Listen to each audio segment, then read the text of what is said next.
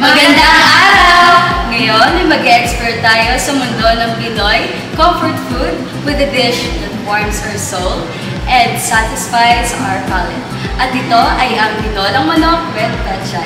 Ako po si Joshua J. Calixton. At ako naman po si Liana Alexa Pino Guerrero. At ako naman po si Diana Rose R. Panoy from Dr. Vicente F. Gustilo Memorial National High School. Tinolang manok is a classic Filipino soup. Today, we'll be adding a twist to this classic by incorporating pechay.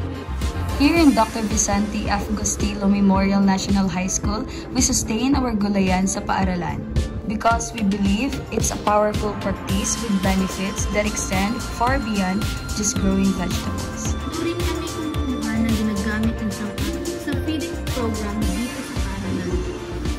At ngayong araw, dito rin kami kukuha ng ilang mga sangkap na gagamitin namin para sa tinolang manok with pechay na aming lulutuin. Our school wanted to promote healthy diet for each student. That's why we and our teachers are also encouraged to make a vegetable garden at home. Talaga namang nakakabusog at masarap kainin ang tinolang manok. Kaya karamihan sa atin ay gustong matutong magluto nito, kagaya namin. At dahil gusto naming masigurong masarap at masustansya ang aming tinolang manok, mabuti na lamang at pinanood namin ang video ng Magi Sarap Sustansya Kusina Eskwela. Marami kaming natutunan na magagamit namin sa aming pagluluto ngayong araw. Kagaya na lamang ng nasa episode 14 ng Magi Sarap Sustansya Kusina Eskwela. Lalo at excited na ako at ang aking nakasama na maibahagi sa inyo ang pagluluto ng tinolang manok. Natutunan namin kung paano mag-start sa boiling ng pots ng meat na may litid. Laging tanggalin ng scum pag nagpapakulo. Palambutin ng meat overload meat.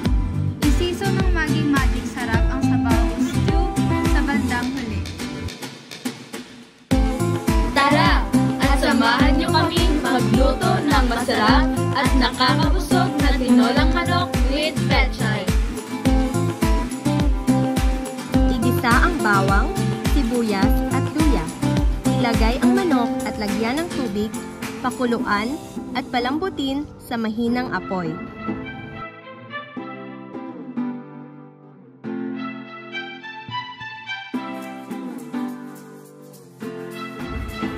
Isang tip sa Magi Sarap Sustansya na natutunan namin habang pinapalambot natin ang manok.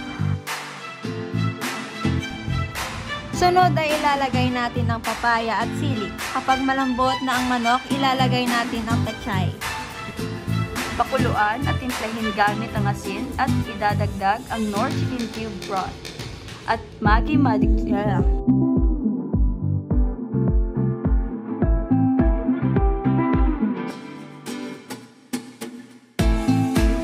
Hintayin maluto at ihain.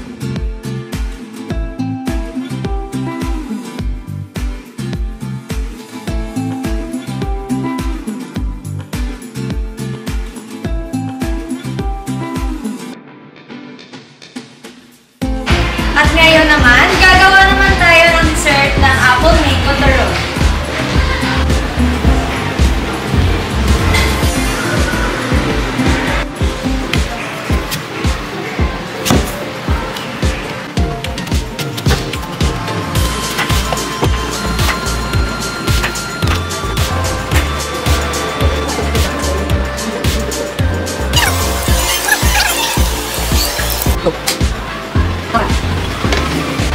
Ang una natin gagawin ay maglalagay tayo ng 3 kutsara ng tubig.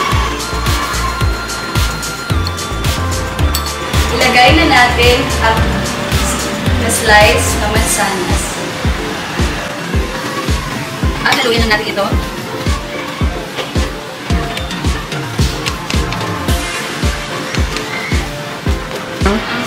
Isusunod natin ang paglalagay ng 2 kutsara ng masticado sugar. At i-mix lang natin ito ng mabuti. Ilalagay ay ang mga mango. At haluin natin ito. Dahil ready ng ating filling, ang susunod nating gagawin ay ang pagbabalo. Ang gagamitin natin ay ang multi-wrapper. tayo? Maglalagay tayo ng kilig.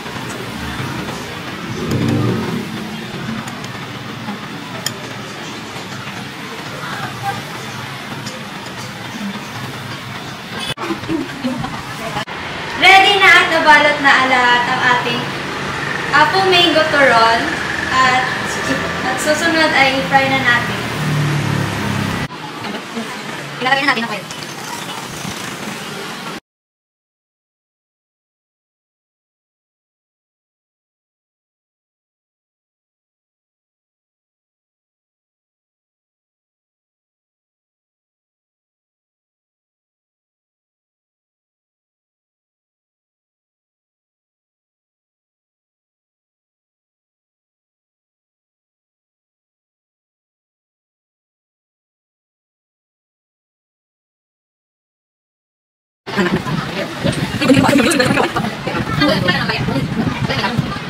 Eto na!